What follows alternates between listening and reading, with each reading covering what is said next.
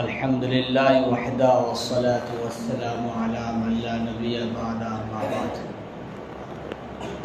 अऊज़ु बिल्लाहि मिनश शैतानिर रजीम। बिस्मिल्लाहिर रहमानिर रहीम। वल अस्र इन्नल इंसाना लफी खुस्र इल्लल लज़ीना आमनु व अमिलुस सालिहाति व तवासौ बिल हक्कि व तवासौ बिस सब्र। सदक़ल्लाहुल अज़ीम।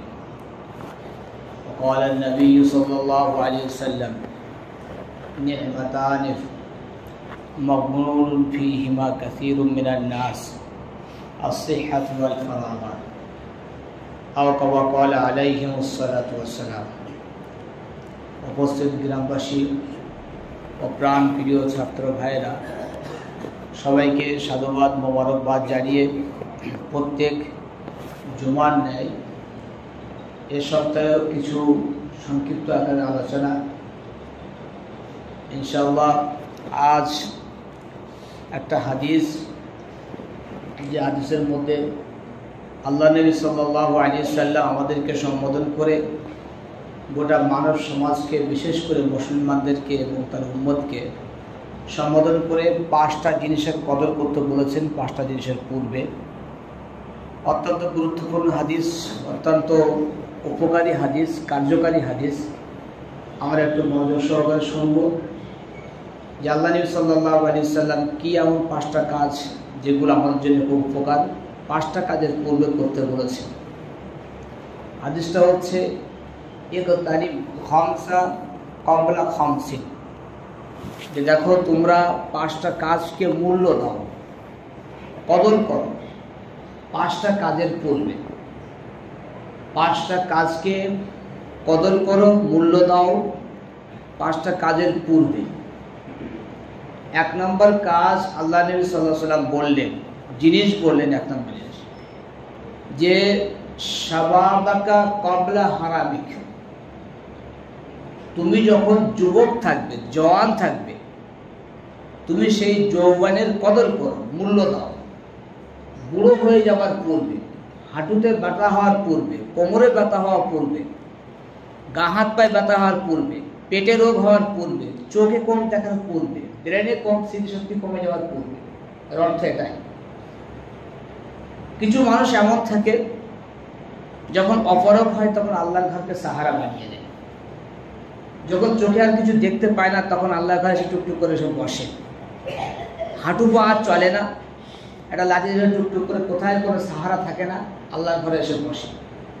আল্লাহ নবী সাল্লাল্লাহু আলাইহি ওয়াসাল্লাম সেই দিকেই বিশেষ করে লক্ষ্য করে বলেছেন যে যখন আল্লাহ তাবারক তাআলা যখন তোমাদেরকে যৌবন রেখেছে, যুবক রেখেছে, হাঁটুতে বল, কোমরে বল, শরীরের শক্তি, সেই সময় তোমরা সেই সময়টার মূল্য দাও তোমরা। আল্লাহ নবী সাল্লাল্লাহু আলাইহি ওয়াসাল্লাম অন্য একটা হাদিসে বলেছেন উসিকুম আশ-শাবাবা খায়রান ফাইন্নাহুম আরাক্কু আফিদা। দেখো যুবক, তোমাদেরকে আমি সৎ কাজ বেশি করে করার উপদেশ দিচ্ছি। কেন? তোমাদের মনটা যৌবনের সময়, যুবক যখন তোমরা থাকো, একটু নরম থাকে, বিভিন্ন ঝামেলায় জড়িয়ে যায় না, বিভিন্ন সমস্যার সম্মুখীন হয়ে তিতিয়ে যায় না, অন্যরকম হয়ে থাকে না। আল্লাহ নবী সাল্লাল্লাহু আলাইহি ওয়াসাল্লাম যুবকদের উদ্দেশ্যে অন্য এক জায়গায় খুব সুন্দর একটা কথা বলেছেন। এই হাদিস আমি ইতিপূর্বে শুনিয়েছি। আল্লাহ নবী বলেছেন মান তারাকা শাহওয়াতাহু ফি শাবাবিহি, ভালো করে শুনুন, মান তারাকা শাহওয়াতাহু ফি শাবাবিহি, যারা যৌবনে তার একটা অসৎ ইচ্ছাকে ত্যাগ করবে, ছেড়ে দেবে,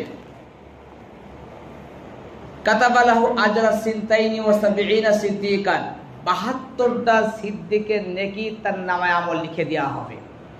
72টা সিদ্দিকের নেকি তার নামায় আমল লিখে দেওয়া হবে।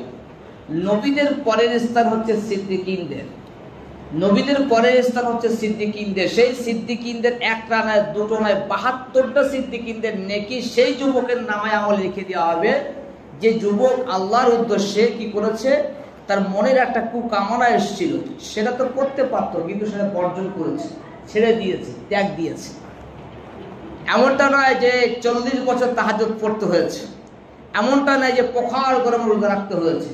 শুধু মনের একটা কামনা ছিল, কুকামনা, সেটা করলে করতে পারতো কিন্তু আল্লাহ তাবারক তাআলার উদ্দেশ্য সেটাকে ত্যাগ করেছে, ছেড়ে দিয়েছে, আল্লাহকে ভয় করে ছেড়ে দিয়েছে। আল্লাহ বললেন এই যৌবন বসে এই কাজটা বড় ধরনের একটা কাজ, এই জন্য আমি আল্লাহ খুশি হয়ে ৭২টা সিদ্দিকিনদের নেকি তার নামায় আমল লিখে দেবো। সুবহানাল্লাহ। অন্য এক হাদিস পাকের মধ্যে আল্লাহ নবী সাল্লাল্লাহু আলাইহি ওয়াসাল্লাম বলেছেন, ইন্নাল্লাহ তাবারাক তাআলা ইবাহি বিশ-শাবাবি আল মালায়েকা, ইবাহি বিশ-শাবাবিল আবিদ আল মালায়েকা। যে সমস্ত যুবকরা আল্লাহর সামনে দাঁড়িয়ে যায়, ইবাদত করে, কখনো নামাজের পাঠিতে, কখনো কোরআন নিয়ে, কখনো তাসবিহ তেলাওয়াত নিয়ে, কখনো অন্য কাজে, আল্লাহ তাবারাক তাআলা ফেরেশতাদেরকে বলে, দেখো দেখো আমার বান্দা। হাদিস পড়ে এসেছে, উনজুরু ইলা আবদি, দেখো আমার বান্দা, এ কথা বলে, দেখো আমার বান্দার দিকে। তারাকা শাহওয়াতু মিন আজালি, দেখো আমার উদ্দেশ্য অসৎ কাজ ছেড়ে দিয়েছে, মসজিদ চলে এসেছে। দেখো আমাকে রাজি করার জন্য কোরআন শিখছে, দেখো আমাকে রাজি করার জন্য দ্বীনের পথে টিকে আছে, দেখো আমাকে খুশি করার জন্য আজ এই কাজ করছে। আল্লাহ পক্ষান্তরে কি বললেন, ইয়া আইয়ুহাশ শাবাব, এটা তো বলবেন ফেরেশতাদেরকে, বলে সেই যুবকের দিকে লক্ষ্য করে আল্লাহ বলবেন, ইয়া আইয়ুহাশ শাবাব আনতা ইনদি, এ যুবক শোনো, তুমি আমার কাছে কাবাদি মালাইকাতি, তোমার স্থান এমনই যেমন কিনা কিছু বড় বড় ফেরেশতাদের স্থান আমার কাছে। সুবহানাল্লাহ। বড় বড় ফেরেশতাদের যেমন স্থান আমার কাছে, ঠিক তোমার স্থান আমার কাছে তেমনই। এটা কি জন্যে?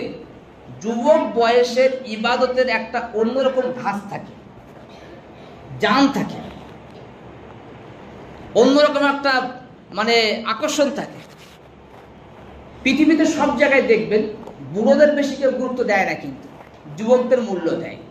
কাজের জন্য জওয়ান ছেলে খোঁজে, অফিস আদালতে জওয়ান ছেলে খোঁজে, আর্মিতে জওয়ান লাগবে, ডাক্তারিতে জওয়ান লাগবে, মাস্টারে জওয়ান। কোথাও এরকম লেখে না যে ৬০ বছরের পরে আমাদের লাগবে লোক, লেখে কি? বরং ৬০ বছর মানে ও রিটায়ার করে দাও, বাস ওকে ছেড়ে দাও। কেন? সব জায়গায় মানুষ বুঝে গেছে যে যুবকরা যে কাজ করতে পারবে, বুড়োরা সেটা পারবে না। যুবকদের দ্বারা যেটা সম্ভব, বয়স্কদের সেটা সম্ভব নয়। এটা অন্য বিষয় যে আল্লাহ তাবারাক তাআলা বয়স্কদের সম্মান দিয়েছে। উম্মতি মুহাম্মাদি হওয়া সূত্রে যদি সে ৬০ বছর ৮০ বছর ৭০ বছর বাঁচে, সঠিক পথে টিকে থাকে, তার সম্মান আল্লাহ বাড়িয়েছে, সেটা আল্লাহ বাড়িয়েছেন। দুনিয়ার কোনটা গ্রহণযোগ্যতা নেই তার। মানুষ তো চায় যে যাক, চলে যাক। ৭০-৮০ বছর হয়ে গেলে যখন চলতে পারে না, একটু সমস্যা করে, তখন ছেলেও বলে যাই যাকে ভালো, ভুগছে যাই যাকে ভালো হয়েছে, এটা ভাবে। আল্লাহ এটা ভাবেন না। তো এটা হলো প্রথম কাজ। আল্লাহ নবী বললেন, যুবক যখন তুমি থাকবে, তুমি বুড়ো হওয়ার পূর্বে এটাকে কদর করো, এটা মূল্য দাও। বুড়ো হয়ে গেলে তোমার তেমন কোনো গ্রহণযোগ্যতা থাকবে না, না তোমার ইবাদতে সেই জান থাকবে, না তোমার আমলে সেই জিনিসটা থাকবে যেটা যৌবন বয়সে থাকা সম্ভব। ১ নম্বর কাজ। ২য় নম্বর কাজ আল্লাহ নবী বললেন, সিহাতাকা ক্বাবলা সাকামিক, তুমি অসুস্থ হয়ে পড়ার পূর্বে তুমি সুস্থতার মূল্য দাও। অসুস্থ হয়ে পড়ার পূর্বে তুমি সুস্থতার মূল্য দাও। তোমাকে আল্লাহ সুস্থ রেখেছেন, তুমি নিজে সুস্থ নেই। তোমার চোখ দুটো যদি ঠিক থেকে থাকে, আল্লাহ ঠিক রেখেছেন। তোমার পেট ঠিক রাখলে আল্লাহ ঠিক রেখেছেন। তোমার শরীর ঠিক রাখলে আল্লাহ ঠিক রেখে দিয়েছেন। তোমার শরীরে কোনো রোগ নেই, তা আল্লাহ রোগ দেয়নি। তো তুমি যতক্ষণ সুস্থ রেখেছো, এটা আমার নিয়ামত, আমি তোমাকে সুস্থ রেখেছি, তুমি কদর করো। কদর কি? আল্লাহকে ইয়াদ করো, আল্লাহকে স্মরণ করো। যে তোমাকে সুস্থ রাখে তাকে স্মরণ করো। সে তোমাকে শুধু এই জন্য সুস্থ রাখেনি তুমি ভূতের মতো মাঠে গিয়ে পড়ে থাকবে। সে তোমাকে এই জন্য শুধু সুস্থ রাখেনি তুমি ভূতের মতো গিয়ে তুমি কাজ করবে, শুধু তাকে স্মরণ করবে না। তোমাকে সুস্থ সেই জন্য রেখেছিল যে তুমি এসব লম্বা লম্বা নামাজ পড়ো, তুমি এসব কোরআন তেলাওয়াত করো, তুমি এসব জিকির করো। কখনো রাতের অন্ধকারে উঠে আল্লাহর কাছে কাঁদো যে আল্লাহ তুমি আমাকে সুস্থ রেখে দিয়েছো। কখনো সিজদায় বসে কাঁদো যে আল্লাহ তুমি আমাকে সিজদা করার তৌফিক দিচ্ছ, হসপিটালে ফেলে রাখনি। কখনো একা একা বসে কাঁদো যে আল্লাহ তুমি আমাকে পাগল করনি গো, ওগা আল্লাহ তুমি আমার হার্টের পেশেন্ট করনি, ওগা আল্লাহ তুমি আমাকে ক্যান্সারে আক্রান্ত করনি, ওগা আল্লাহ তুমি আমাকে ব্রেন টিউমারে আক্রান্ত করনি। আল্লাহ তুমি সুস্থ রেখেছো, তোমার সামনে মাথা নত করছি, শুকরিয়া আল্লাহ, তোমার শুকরিয়া, তুমি আমাকে সুস্থ রাখো। এ সৌভাগ্য হয় না। বিপদে পড়লে আল্লাহ আল্লাহ হয়, আল্লাহ বোঝেন, আল্লাহ জানে বিপদে পড়লে আল্লাহ আল্লাহ করবে। ও বিপদে পড়ে আল্লাহ আল্লাহ করতে হবে। তবেই তো সে আল্লাহর মধ্যে জান থাকবে, আল্লাহ আল্লাহর মধ্যে। এটা হবে কখন? যখন তুমি সুস্থ থাকবে তখন আল্লাহকে স্মরণ করো। অসুস্থ হয়ে পড়লে তো আল্লাহ নাম আসবেই না। যখন বুকে যন্ত্রণা করবে তখন বলে আল্লাহ আল্লাহ করবে, যখন অসুবিধা হবে আল্লাহ আল্লাহ করবে, আর তো কোনো উপায় নেই, আল্লাহ আল্লাহ করতে বাধ্য হয়ে যাবে। এই জন্য সুস্থ থাকা অবস্থায় যে আল্লাহ আল্লাহ শব্দটা হবে সেটা সলিড হবে, আর অসুস্থ হয়ে পড়ার পরে যে আল্লাহটা হয় সেটা বাধ্যতামূলক হয়, কোনো উপায় থাকে না। এই জন্য আল্লাহ নবী বললেন যে তুমি সুস্থ থাকলে তুমি আল্লাহ তুমি কদর করো, সেটাকে মূল্য দাও। তার মূল্য হবে তুমি আল্লাহকে স্মরণ করো, আল্লাহকে ভুলো না। যে আল্লাহ তোমাকে সুস্থ রেখেছে, তুমি খাচ্ছ, খেয়াল রাখো সে আল্লাহ তোমাকে হাত পা ফেলে দিয়ে বেডে শুয়ে রাখতে পারে, লোকের কাছে মার খাওয়াতে পারে। যে আল্লাহ তোমাকে সুস্থ রেখেছে বলে তুমি ব্রেন খাটিয়ে কাজ করছো, সে আল্লাহ তোমার ব্রেন খারাপ করে পাগল করতে পারে। যে আল্লাহ তোমার পা ভালো রেখেছে, তুমি দড়িয়ে দড়িয়ে বেড়াচ্ছ, সে আল্লাহ তোমার পা দুটো ভেঙে দিতে পারে। যে আল্লাহ তোমার দেহ ঠিক রেখেছে, তুমি চড়ছ বাহাদুরি করছো, সে আল্লাহ তোমার দেহে শত রোগ দিতে পারে। যাও না, দেখো না কত মানুষ কিভাবে কাতরাচ্ছে পড়ে আছে হসপিটালে বেড়ে পড়ে। এটা খেয়াল করতে হবে। এটা হলো দ্বিতীয় নাম্বার কাজ। আল্লাহ নবী বললেন সি হাতাকা কবলা সাকামিক, অসুস্থ হওয়ার পূর্বে সুস্থতার মূল্য দাও। 3 নম্বর কাজ ওয়াগিনা আকা কবলা ফাকারিক, যে তুমি গরিব হয়ে যাওয়ার পূর্বে তুমি যে অর্থটা আল্লাহ তোমাকে দিয়েছে, যতটুকু তোমাকে দিয়েছে তার কদর করো, মূল্য দাও। অর্থ কদর করার মূল্য দুটো শুধু, একটা হলো যে সঠিক জায়গায় ব্যয় করা, আর একটা হলো বেঠিক জায়গায় ব্যয় না করা। এটাই হলো মূল্য দেওয়া। সঠিক জায়গায় ব্যয় করা, যেখানে আল্লাহ ব্যয় করতে বলেছেন সেখানে ব্যয় করো, আর যেখানে আল্লাহ ব্যয় করতে নিষেধ করেছেন সেখানে ব্যয় করো না। এটা হলো অর্থের মূল্য দিয়া। জাকাত হয়ে গেলে জাকাত দাও, সাদকা দাও, বেশি বেশিকে দান ধান করো, এটা আল্লাহ করতে বলেছেন। অর্থের মূল্যে এটাই, অন্য কোনো মূল্য নেই। তুমি সঠিক জায়গায় ব্যয় করো, বেঠিক জায়গায় ব্যয় করা থেকে নিজেকে বাঁচিয়ে রাখো, এটা হলো অর্থের মূল্য। গরিব হয়ে গেলে তো অনেক কিছু মনে চায়, গরিবদের মনে অনেক কিছু চাই যে আমি বড় লোক হতাম, আমি এই করতাম সেই করতাম। অর্থ যখন আল্লাহ দিয়ে দেয় তখন পিছে সরিয়ে আসে। শুনে রেখে দাও যে অর্থটা আল্লাহ তোমাকে দিয়েছে, আজ ধনী করেছে, কাল তোমার কাছে কেড়ে নিতে পারে, কোনো পরোয়া নেই। ইমাম জয়নুল আবেদিন যে সময় হুসাইন রাদিয়াল্লাহু তাআলা আনহু শহীদ করা হলো কারবালা ময়দানে, নিঃস্ব হাতে এসেছিলেন। 30 বছর পরে ইমাম জয়নুল আবেদিন দামেস্কের মসজিদে বসে একসঙ্গে 1000 করে উট, 1000 করে ঘোড়া দান করছে আল্লাহর রাস্তায়। আর এই কথা বলতেন যখন কোনো লোক আসতো, বলতো আল্লাহ তোর শুকর, তোর কৃতজ্ঞতা জ্ঞাপন করছি, আমার আসল ঘরে আমার সামান পাঠানোর জন্য আল্লাহ তুমি লোক পাঠিয়েছো। কি বলতেন? যখন কোনো সফির আসতো, কেউ চাইতে আসতো, ভিক্ষুক আসতো, কোনো কারণে আসতো, ইমাম জয়নুল আবেদিন নবীর বংশের লোক, সে আল্লাহর কাছে হাত তুলে প্রথমে বলতো, ওগো আল্লাহ তুমি আমার কাছে লোক পাঠিয়ে দিয়েছো আমার আসল ঘরে আমার সামান পাঠানোর জন্য, আমি তোমার কৃতজ্ঞতা জ্ঞাপন করছি। তার চাওয়া সেদিনই চাই একটা দেবে 10টা। নবীর বংশের লোক ছিল, দিতে শুরু আল্লাহ দেয়, আল্লাহ দেয়। অর্থ যেমন বড় নিয়ামত, অর্থ ব্যয় করা তত তার চেয়ে বেশি বড় নিয়ামত। অর্থ নিয়ামত আল্লাহ, আর অর্থ ব্যয় করা তার চাইতে বড় নিয়ামত। এটা সবার সৌভাগ্য হয় না, আল্লাহ আমাদের তৌফিক দান করুন। 4 নম্বর টাইম বেশি নেই। 4 নম্বর হচ্ছে আল্লাহ নবী সাল্লাল্লাহু আলাইহি সাল্লাম বললেন ফারাগাকা ক্বাবলা শুগলিক, তুমি যখন ফ্রি থাকবে, তোমার সময় থাকবে, তুমি সেই সময়ের কদর করো। তুমি ব্যস্ত হওয়ার পূর্বে, ব্যস্ততাটা হচ্ছে আল্লাহর আযাব। ভালো করে মাথায় রাখবেন, ব্যস্ততাটা হচ্ছে আল্লাহর আযাব। মান হাম্মা তালাবাদ দুনিয়া ফাররাকাল্লাহু শামলা, যে ব্যক্তি দুনিয়া উপার্জন করাটাকে প্রাধান্য দিয়ে রাখে, নিজের লক্ষ্য উদ্দেশ্য মনে করে থাকে যে দুনিয়ায় আমার মেন, দুনিয়ায় আমার আসল, দুনিয়ায় সবকিছু আল্লাহ তাবারাক তাআলা তার দুটো আযাব দেয়। মূলত মেন আযাব সেটা একটা হচ্ছে ব্যস্ততাকে করে দেয়, তার কাজ শেষ হয় না, কাজ আর কাজ, এটা আল্লাহর আযাব। তুমি বড় কাজী না, মেহনতি না, শুনে রেখে দাও আল্লাহ তোমার আযাব দিয়ে রেখে দিয়েছে। দ্বিতীয় হচ্ছে অফাকরাফি কালবিক, তার মনে সবসময় গরিব হয়ে যাওয়ার ভয় থাকবে যে আমার ভবিষ্যৎ কি হবে। তো যেটা বলার উদ্দেশ্য সেটা হচ্ছে এই যে যদি কোনো মানুষ ব্যস্ত খুব অতিরিক্ত হয়ে যায়, ভাববে ক্ষতি, ব্যস্ত হতে হবে, অতিরিক্ত নয়। অতিরিক্ত আল্লাহ তরফ থেকে আযাব বলে গণ্য করা হয়। তো যতটা আল্লাহ তাআলা টাইম দেবে সেই টাইমের মূল্য দিতে হবে।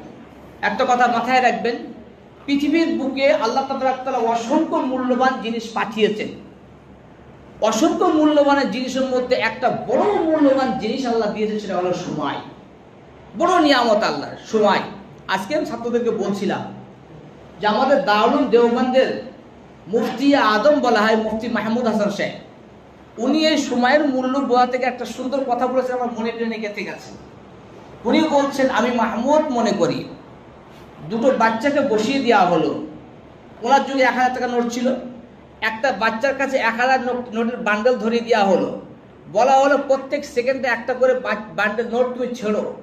আর একটা বাচ্চাকে বসিয়ে দেওয়া হলো, সে প্রত্যেক সেকেন্ডে অপচয় করছে, ব্যয় করছে, নষ্ট করছে। দুটো বাচ্চা, একটা ছেলের টাকা নষ্ট করছে, একটা ছেলের সময় নষ্ট করছে। উনি বলছেন, मैं महमूद कहता हूँ जो लड़का जो बच्चा एक एक सेकंड ज़ाय कर रहा हो, मेरी नज़र में वो सबसे घटिया काम कर रहा है, वो सबसे नुकसानदेह काम कर रहा है। वो उस बच्चे के मुकाबले में जो एक सेकंड में 1000 का नोट फाड़ रहा है, যে 1 মিনিট 1 সেকেন্ডে একটা 1000 টাকার নোট ছিঁড়ছে, তার চাইতে বেশি ক্ষতি এই বাচ্চাটা করছে, যে বাচ্চাটা সময় অপচয় করছে। আপনি ভেবে দেখবেন আমাদের দিনে কতটা সময় অপচয় হয়, কতটা সময় অপচয় হয়, অযথা সময় অপচয় হয়। কাল জান্নাতে যাওয়ার পরে দুনিয়ার কোনো কৃতকর্মের জন্য মানুষ দুঃখিত হবে না। শুনে রাখবেন, শুধু একটা কৃতকর্মের জন্য মানুষ দুঃখিত হবে, লজ্জিত হবে, দুঃখিত হবে। জান্নাতে যাওয়ার পরে দুনিয়ার কোনো কাজের জন্য সে দুঃখিত হবে না, লজ্জিত হবে না নিজের কাছে। একটা শুধু কাজ সে লজ্জিত দুঃখিত হবে, সেটা হলো সময় অপচয় করা। সে বিলক্ষণ বলবে, কেন আমি পৃথিবীর বুকে ওই সময়টা গল্প না করে ফালতু নষ্ট করে একটা আল্লাহ জিকির করে নেব, কেন আমি ভালো কাজে লাগাই নেব, কেন আমি সময়টা কাজে, এই দুঃখটা তার মনে থাকবে জান্নাতে যাওয়ার পরেও। তো দুনিয়ার কোনো কিচ্ছু তার মনে থাকবে না, কিন্তু এই দুঃখ তার সঙ্গে থেকে থাকবে। এই জন্য বলা হচ্ছে যে সময় কদর করতে হবে। তবে একটা কথা মাথায় রাখবেন, আল্লাহ নবী সাল্লাল্লাহু আলাইহি সাল্লাম বুখারী শরীফ হাদিসের মধ্যে বলেছেন, নি'মাতারে মাকবুনুন ফীহিমা কাসীরুম মিনান নাস। দুটো আল্লাহর সম্পদ এমন আছে, নিয়ামত এমন আছে, দুটো আল্লাহর নিয়ামত এমন আছে যে নিয়ামতের ব্যাপারে 100-র মধ্যে 99% লোক ধোঁকা খেয়ে আছে। তারা সেই নিয়ামতের কখনো কদর করে না। এক নাম্বার হচ্ছে আসিহা, দ্বিতীয় হচ্ছে আল ফারাগা। একটা হলো সুস্থতা, আর একটা হলো অবসর টাইম। অবসর টাইমের মূল্য দেয় না, আর সুস্থতার মূল্য দেয় না। এটা আল্লাহ নবী সাল্লাল্লাহু আলাইহি ওয়াসাল্লাম নিজে বললেন, বুখারী শরীফের হাদিস, যে দুটো নিয়ামত আল্লাহর বড় ধরনের নিয়ামত, সেই নিয়ামতের ব্যাপারে মানুষ একদম গুরুত্ব দেয় না গো, একদম গুরুত্বহীন মানুষ সেই নিয়ামত ব্যাপার, সেই নিয়ামতের ব্যাপারে। তার মধ্যে একটা হলো সুস্থতা, আর একটা হলো অবসর টাইম। আপনি জানেন একটা সূরা, যে সূরার ব্যাপারে ইমাম শাফিঈ রাহমাতুল্লাহ আলাইহি বলেছেন, আমি শাফিঈ মনে করি যে আল্লাহ পবিত্র কোরআন শরীফ অবতীর্ণ না করে যদি এই সূরাটা শুধু পাঠিয়ে দিতেন, তো মানুষের জন্য, হিদায়াতের জন্য, দিন পাওয়ার জন্য, ইসলাম পাওয়ার জন্য, সঠিক পথ পাওয়ার জন্য, আল্লাহকে পাওয়ার জন্য, পরকাল পাওয়ার জন্য, ঠিক করার জন্য, দুনিয়া ঠিক করার জন্য যথেষ্ট ছিল। সেই সূরাটা হচ্ছে সূরাতুল আসর। সূরাতুল আসর, তাহলে সেই সূরাটা কতটা মূল্যবান জিনিস, তার মধ্যে কতটা গুরুত্বপূর্ণ কথা আছে, কতটা ভালো কথা আছে। আর আল্লাহ তাবারাক তাআলার নিয়ম হলো, যখন কোনো গুরুত্বপূর্ণ কথা আল্লাহ বলেন, ঠিক সেই পর্যায়ের গুরুত্বপূর্ণ জিনিসের কসম খান। কখনো নিজের কসম খায়, কখনো মক্কা শহরের কসম খায়, কখনো নবী মুহাম্মদ সাল্লাল্লাহু আলাইহি ওয়াসাল্লামের কসম খায়, কখনো আসমান জমিনের কসম খায়। কে আল্লাহ সেই কথাটা বর্ণনা করে তার গুরুত্ব বোঝানোর জন্য, সত্যতা নয়। তো যখন এত বড় গুরুত্বপূর্ণ বিষয় বলতেন, সেখানে কিসের কসম খেয়েছেন? বলছেন ওয়াল আসর, আমি যুগের কসম খেয়ে বলছি, আমি আল্লাহ সময়ের কসম খেয়ে বলছি, আমি আল্লাহ সময়ের কসম খেয়ে বলছি, আসরের টাইমের কসম খেয়ে বলছি, যে বিষয়টা তোমাদের কাছে বর্ণনা করতে যাচ্ছে অত্যন্ত গুরুত্বপূর্ণ বিষয়। তো যে বিষয়টা এতটা গুরুত্বপূর্ণ, যার ব্যাপারে ইমাম শাফি বললেন যে পুরো কোরআন শরীফ যদি আল্লাহ অবতীর্ণ নাও করতেন, যদি এই সূরাটা অবতীর্ণ করতেন যথেষ্ট। যখন এই বিষয়টা আল্লাহ অবতীর্ণ করছেন, তখন কসম কিসের খেলেন? সময়ের কসম খেলেন। তাহলে কি বোঝা যায় যে সময়ের কতটা মূল্য? কিন্তু আমরা সেই সময়ের মূল্য দিয়ে থাকি না। এক কবি বলেছেন, আলাক্তু আনফুস মা আলাইকা বিহিজ্জিহি আরাহু আসহাল মা আলাইকা বিযিহি আমি আমার জীবনে সবকিছু দেখে আমি ভেবে চিন্তে বলছি যে তোমাদের কাছে সবচেয়ে মূল্যবান জিনিস হচ্ছে সময়, আর তোমাদের দায়িত্ব আল্লাহ দিয়েছে সময়কে বাঁচিয়ে রাখার জন্য, কাজে লাগানোর জন্য। আর তবে আমি এটাও বলছি যে মানুষ সবচাইতে দ্বিধাহীনভাবে, বিনা ভাবনায়, বিনা চিন্তায়, বিনা টেনশনে সবচেয়ে বেশি নষ্ট করে সময়টা, বেশি নষ্ট করার সময়। ইমাম শাফি রহমতুল্লাহ আলাইহিকে বলা হয়েছিল যে হযরত কিছু উপদেশ করুন, ওনার ছাত্র বলেছিল। তো ইমাম শাফি বলছেন, আমি 19 বছর আমার শিক্ষকের কাছে ছিলাম। 19 বছর থাকার পরে আমার শিক্ষক উস্তাদ পীর, তার কাছ থেকে আমি দুটো শিক্ষা নিয়েছি। তার মধ্যে একটা শিক্ষা হচ্ছে আল ওয়াক্তু সাইফুন কাতিউন ইফতাহু ওয়াইল্লা কাতাক। শুনে রেখে দাও, আমার উস্তাদের কাছে 19 বছর থাকার পরে আমি একটা শিক্ষা পেয়েছি যে সময় হলো অত্যন্ত ধারালো তলোয়ার। যদি সময়কে তুমি কাজে না লাগাও তো সময় তোমাকে ধ্বংস করে দেবে, সময় তোমাকে শেষ করে দেবে। পৃথিবীর একটা মানুষ আপনি দেখাতে পারবেন না, না দুনিয়ার দিক থেকে না পরকালের দিক থেকে, যে সময় কাজে না লাগিয়ে সে বড় হয়েছে। আপনি ফিল্ম স্টার বলুন, আপনি কোনো খেলোয়াড় বলুন, আপনি কোনো দুনিয়ার অর্থবান ব্যক্তি বলুন, আপনি কোনো পীর বলুন, আপনি কোনো হাফিজে কোরআন বলুন, আপনি কোনো ইমাম বলুন, ইমাম বুখারী বলুন, ইমাম আহমদ বিন হাম্বল বলুন, ইমাম আবু হানিফা বলুন, পৃথিবীর কোনো মানুষ আপনি পাবেন না যে সময়ের কদর না করে সে বড় হতে পেরেছে দুনিয়া এবং পরকালের দিক থেকে। সময় কাজে লাগাতেই হবে, সময় কাজে লাগাতে হবে। অত্যন্ত দুঃখের সঙ্গে বলতে হয় যে ব্যাপকতার সঙ্গে আমাদের যুবকরা সময় নষ্ট করে। শুনে রেখে দাও, এই সময় তোমাদেরকে লাঞ্ছিত বঞ্চিত করবে, তোমাদেরকে ধ্বংস করবে, ধ্বংস করে ফেলেছে, শেষ করে দিয়েছে। কাজে লাগাতে হবে আমাদের। লাস্ট কথা বলে শেষ করছি। লাস্ট কথা আল্লাহ নবী সাল্লাল্লাহু আলাইহি ওয়াসাল্লাম বলেছেন, ওয়া হায়াতাকা ক্বাবলা মৌতিক, যে তোমরা মৃত্যুর পূর্বে তোমাদের যে জীবনটা আল্লাহ দিয়েছে এই জীবনের মূল্য দাও। এই জীবনটা খেলনার জন্য দেয়নি। দুনিয়ার এসে এই দুনিয়া চাকচিক্যময় দুনিয়া এসে দুনিয়া উপার্জন করা শুধু দেয়নি গো। এই দুনিয়া এসে দুটো পয়সা কামাবো, একটা গাড়ি করবো, একটা বাড়ি করবো, এরকম তো এই জন্য আল্লাহ দেয়নি। দুনিয়া তোমাকে দেওয়া হয়েছিল একটা চিরস্থায়ী জীবন আছে, সেই জীবন গড়ার জন্যে, সেই জীবন ঠিক করার জন্য আল্লাহ তোমাকে দুনিয়ার হায়াত দিয়েছে। অতএব তোমার মৃত্যুর পূর্বে এই হায়াতটাকে কাজে লাগাতে হবে, যাতে তোমার অনন্তকালের জীবন, যাতে তোমার যে জীবনের শুরু আছে শেষ নেই, সেই জীবন যার শান্তির কোনো কুল কিনারা নেই আর যার দুঃখের কোনো শেষ নেই, সেই জীবন যাতে তোমার মঙ্গলময় হয়, ভালো হয়, তার জন্য আল্লাহ তোমার সামান্য জীবন দিয়েছে। এই সামান্য জীবন তোমাকে শুধু অর্থ উপার্জন করার জন্যে, আল্লাহর বিধিবিধানকে লঙ্ঘন করে দুনিয়ার কিছু টাকা পয়সা কামানোর জন্য আল্লাহ তোমাকে দেয়নি। এই সময়ের এই হায়াতটা, এই জীবনটার মূল্য দিতে হবে। আল্লাহ নবী সাল্লাল্লাহু আলাইহি ওয়াসাল্লাম বললেন যে হায়াতাকা ক্বাবলা মাউতিক, মৃত্যুর পূর্বে তুমি তোমার জীবনের মূল্য দাও। যদি মৃত্যুর পূর্বে তুমি তোমার জীবনের মূল্য দিয়ে থাকো, তো মৃত্যুর পরের জীবন তোমার মঙ্গল হবে, ভালো হবে, আল্লাহ সন্তুষ্ট হবে, তুমি জান্নাত পাবে, তুমি কবরে শান্তি পাবে, তুমি মরে শান্তি পাবে। আর যদি মৃত্যুর পূর্বের জীবনটাকে তুমি কাজে না লাগাও, তা তুমি মরেও শান্তি পাবে না, জাহান্নামে ভুগবে, আল্লাহর অসন্তুষ্ট তোমার কপালে আসবে, কবরে গিয়ে শাস্তি পাবে, সব জায়গায় তুমি লাঞ্ছিত বঞ্চিত হবে, যে দুঃখের কোনো শেষ নেই, যে কষ্টের কোনো শেষ নেই। এই জন্য যদি আমাদের পরকাল ভালো করতে হয়, তা আল্লাহ নবীর এই বাণী যে জীবনটাকে আমাদের জীবনের মূল্য দিতে হবে। যদি আমাদের দিন ভালো করতে হয়, সবকিছু ভালো করতে হয়, এই 5টা জিনিসের বিশেষ করে আমাদের মূল্য দেওয়ার দরকার আছে। 5টা, 1 নম্বর ছিল কি, যে যৌবন কাজে লাগাতে হবে। 2 নম্বর ছিল কি, যে সুস্থতাটাকে কাজে লাগাতে হবে। 3 নম্বর ছিল কি, অর্থটাকে কাজে লাগাতে হবে গরিব হওয়ার পূর্বে। যৌবন কাজে লাগাতে হবে বুড়ো হওয়ার পূর্বে, আর অসুস্থতাটাকে কাজে লাগাতে হবে অসুস্থ হয়ে যাওয়ার পূর্বে, আর অর্থ কাজে লাগাতে হবে গরিব হয়ে যাওয়ার পূর্বে। আর 4 নম্বর হচ্ছে যে অবসর টাইমকে মূল্য দিতে হবে ব্যস্ত হওয়ার পূর্বে। আর 5 নম্বর হচ্ছে জীবনের মূল্য দিতে হবে মৃত্যুর পূর্বে। আল্লাহ আমাদের আমল করার তৌফিক দান করুন।